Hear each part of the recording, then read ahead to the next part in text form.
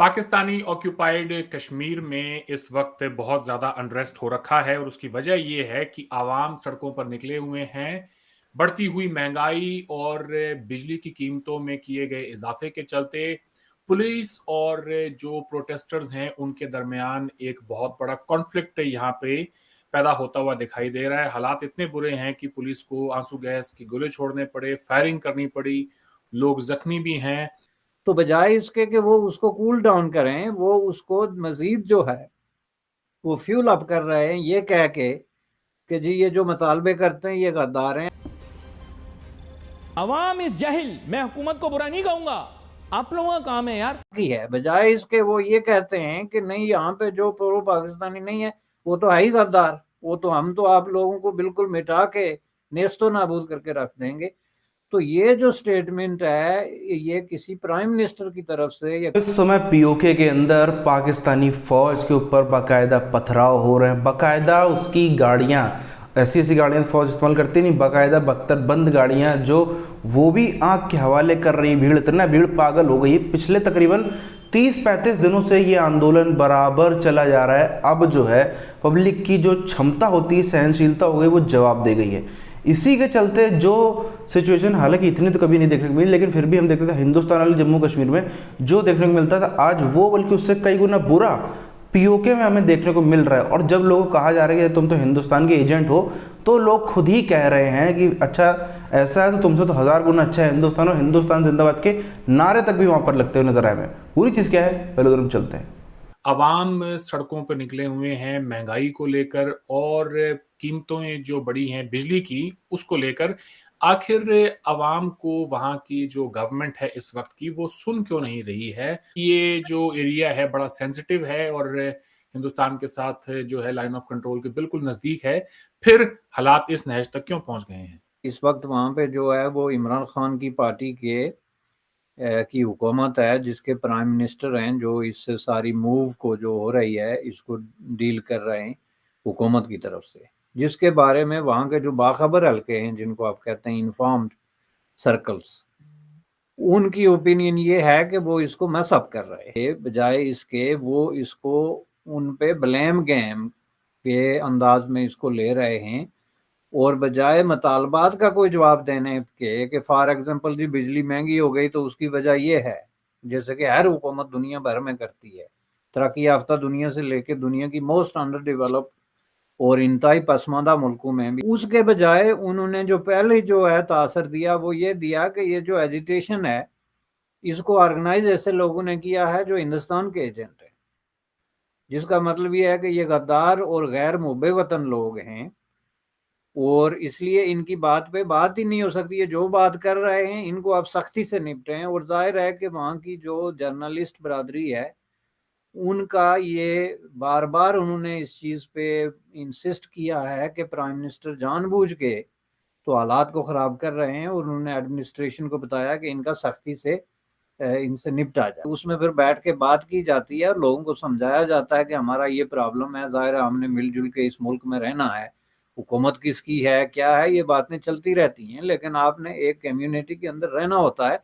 तो आप किसी को भी इस तरह जो है वो दीवार से लगा के उसकी मुहब्बे वतनी और गद्दारी का सर्टिफिकेट बांटना शुरू हो जाएं, और उसी को बुनियाद बना के तो आप इवन नेगोशिएट करने से या कंसिडर करने से इनकार कर दें, तो इसका मतलब ये है कि फिर आप जो डिवीजन ऑलरेडी वहाँ की सोसाइटी में मौजूद है नजरियाती बुनियादों पे, आइडियोलॉजिकल बेसिस पे, उसको आप मजीद डीपन कर रहे हैं की है। बजाय इसके वो ये कहते हैं कि नहीं, यहाँ पे जो प्रो पाकिस्तानी नहीं है वो तो है ही गद्दार, वो तो हम तो आप लोगों को बिल्कुल मिटा के नेस्तो नाबूद करके रख देंगे। तो ये जो स्टेटमेंट है ये किसी प्राइम मिनिस्टर की तरफ से या किसी भी आदमी को जो पब्लिक ऑफिस होल्ड करता है उसकी तरफ से नहीं आ सकती, क्योंकि वहां कोई भी गोली चलेगी, कोई भी बंदा मरेगा, कोई भी प्रॉपर्टी का नुकसान होगा तो वो वहां के अवाम का पैसा है। तो वो जब हमारी बिजली है तो उसमें हमें ही पे टैक्स लगा के और हमें ही 18-18 घंटे की लोड शेडिंग करके तो आप बिजली पंजाब में तकसीम कर रहे हैं, तो इसकी वजह क्या है? तो जाहिर है अगर मैं प्राइम मिनिस्टर हूं तो मैं बैठूंगा प्रेस कॉन्फ्रेंस में बैठ के स्टैट्स दूंगा कि भाई इतनी बिजली पैदा होती है, उसका ये मैकेनिज्म है, आप इसको इस तरीके से समझें। लेकिन उसके जवाब में वो बंदूक तानते, मसलन ये आज़ाद कश्मीर की तारीख में पहली बार हुआ कि बख्तरबंद गाड़ियां वहां पे मंगवाई गई। आपने देखा होगा कि वहां पे जगह जगह पे बख्तरबंद गाड़ियां खड़ी हैं, साफी है। और जो सबसे बड़ी बात यह है कि मायूसी है कि एक अनएंडिंग प्रोसेस ऑफ एक्सप्लॉइटेशन जो है वो जारी है। वहां पे खुश सिर्फ वो लोग हैं जो या तो हुक्मरान तबकात में शामिल हैं, या उनके कैसा लैस हैं, या उनके रिश्तेदार हैं, या उनके साथ किसी न किसी तरीके से जुड़े हैं। बाकी जो 99% पब्लिक है उसके पास ना तो उम्मीद की कोई किरण है, ना जो है वो किसी तरह का कोई हौसला है, ना किसी तरह की कोई रोशनी है जो उस गहरे अंधेरे में जो है वो उसको दिखाई दे। अवाम इस जाहिल, मैं हुकूमत को बुरा नहीं कहूंगा, आप लोगों का काम है यार। किसने किया रेन वाटर हार्वेस्टिंग? मिसालें दे रहे होते हैं, मिसालें दे रहे होते हैं अमेरिका की। अमेरिका में फेसबुक पे क्या चल रहा है? नेकी बांट रहे हैं। अमेरिका में फेसबुक पे क्या चल रहा है? बच्चे ने साइकिल इजाद कर दी, वो चल रही है किस पे? सनलाइट पे, है ना। आप क्या फेसबुक पे क्या चल रहा है? गालियां, बदतमीजियां हैं। एंकर को जेल में बंद कर दिया, उसको सलाखों के पीछे दिखा रहे हैं। जून के महीने में कौन सी बारिश होती है? जून के महीने में बारिश हुई, मैंने एक बात की, मैंने कहा भाई ये क्लाइमेट चेंज है, जिसे मौसमियाती तब्दीली कहते हैं। गोरे चीख चीख के बेहाल हो गए। अब पता है बरतानिया के अंदर इतनी गर्मी हो गई, इतनी गर्मी हो गई कि जो तारकोल सड़क पे लगा हुआ होता है, बिटुमेन जो होती है, वो तक पिघल गई, क्योंकि उन्होंने सड़कें अपनी इंग्लिश स्टाइल में बनाई हुई ना, वो गर्मी थोड़ी ले सकती हैं इतनी, तो वो तक पिघल गई सड़कें। इतनी गर्मी हुई बरतानिया में, बरतानिया की बात कर रहा हूं। वहां गर्मियों के मौसम में जो है ना सर्दी होती है। लेकिन लोगों की जो एफिलिएशन है कश्मीरी होने के नाते, जो उनकी एक दूसरे के साथ ऑर्गेनाइजेशनल या कल्चरल या हिस्टोरिकल जो जुड़त है, उसके नतीजे में वहाँ लोगों ने एक धरना दिया हुआ है।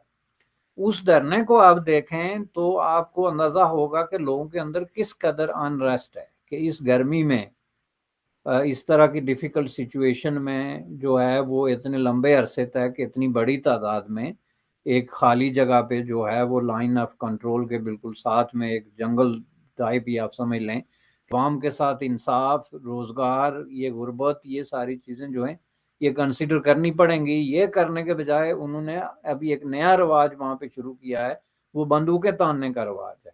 तो लोगों पे अगर कोई अपना हक मांग रहा है, ख्वाह वो जीने का हक है, रोशनी का हक है, बिजली का हक है, पानी का हक है, तो बजाय इसके कि उसको उसका जवाब दिया जाए कि हम ये वसाइल लूट रहे हैं या बेच रहे हैं, तो इसको कब तक ये बेचते रहेंगे। या सबसे पहले तो सबसे बड़ा सवाल आ रहा होगा सबके मन में कि आखिर फौज पे कोई कैसे हमला कर सकता है, और आम आदमी, आम पब्लिक कैसे हमला कर सकती है? फौज के पास में टैंक हैं, फौज के पास में इतने आधुनिक हथियार हैं, फौज के पास में बंदूकें हैं, एक से एक खतरनाक चीज़ें हैं, फिर कैसे? सवाल इसका सीधा सा है। बाकी जगहों पर ऐसा कम देखने को मिलता है, लेकिन पीओके में ये वही लोग हैं जो फौज के ऊपर पथराव कर रहे हैं, फौज के ऊपर बाकायदा आग वाग लगा रहे हैं, फौज के लोगों को घायल कर रहे हैं, वही लोग हैं जिन्होंने हिंदुस्तान के कई कश्मीरियों को संभवतः ट्रेनिंग दी होगी, या शायद इधर आ करके हिंदुस्तानी फौज पे पत्थर चलाए हों, ये भी संभव हो सकता है। तो इसीलिए क्योंकि इतने सालों की प्रैक्टिस है, वो वहीं पे पाकिस्तानी फौज पे उतर रही है। सीधी सी बात है, आप सोचो, आप अपने प्रधान, पार्षद, विधायक, किसी के पास भी अपनी समस्या लेकर के जाओ कि भैया ऐसी सी बात है, ऐसी देख लो हमारा जरा, वो कहते कि नहीं नहीं तुम तो जो हो विदेशी हो, तुम दूसरे देश के एजेंट हो, तुम तो गद्दार हो, तुम तो ये हो वो हो। पब्लिक पागल नहीं होगी क्या? बिल्कुल पागल होगी। 18 घंटे लाइट छीन रखी है, पहले से ही स्कूल, अस्पताल, कुछ भी तो पहले से ही नहीं था। दरअसल ये पूरे पाकिस्तानी कौम का ही हमेशा शुरुआत से रहा है कि सिर्फ अगर दिल्ली फतेह करने में ख्वाब रखते हो, जान देने के लिए तैयार हो, तब तक बहुत अच्छे हो। कश्मीर फतेह करने के लिए जान देने के लिए तैयार हो, बम बन के फटने के लिए तैयार हो, बहुत अच्छे हो। जहाँ बात करी कि रोटी, पानी, मकान, कपड़ा, ये वो फलान दुनियादारी, स्कूल, अस्पताल, वहीं पर बुरे हो जाते हैं, और वहीं पर फिर गोलियां भी चलती हैं, वहीं पर फिर वो टैंक भी चढ़ते हैं, वहीं पर उनके ऊपर गाड़ियां भी चलती हैं। कुछ दिन पहले हम लोग ने आपको मंजर दिखाया था जब एकदम शांतिपूर्ण प्रदर्शन था, विरोध प्रदर्शन, शांति से बैठे थे, तो किस तरीके से पाकिस्तानी फ़ौज की गाड़ियाँ आके भीड़ को कुचलते हुए निकल जा रहे थे। हमने वो वीडियोज़ आपके सामने रखे थे। तो उसके बाद से फिर पब्लिक पागल हो गई कि यार इनके लिए हमने इतनी जान दी, इनके लिए हमने इतना सब कुछ किया, अब हम बर्दाश्त नहीं करेंगे, अब तो हमारा जो सबसे पहला है जंग इन्हीं खिलाफ होगी। वही हो रही है। सबसे बड़ा रोल इसमें, सबसे बड़ा क्रेडिट, बल्कि 100% क्रेडिट किसी को जाता है तो वो सिर्फ और सिर्फ इमरान खान और उसकी पार्टी को है। इतना उत्पात मचा है। अभी ये महीने भर पहले ये सब लोग प्राउड पाकिस्तानी थे और जहाँ से शुरुआत हुई थी इस रैली की, वो यासिन मलिक की गिरफ्तारी की वजह से ही शुरुआत हुई थी कि भाई पीओके में हम करेंगे कि हाँ नहीं, उसको क्यों गिरफ्तार कर लिया। अब इससे आप अंदाज़ा लगाओ जो यासिन मलिक के समर्थक थे आज वही पाकिस्तानी फ़ौज के दुश्मन बन गए। यहाँ से कहाँ तक सिर्फ एक महीने में कहानी आई है, वो सिर्फ इमरान खान की वजह से।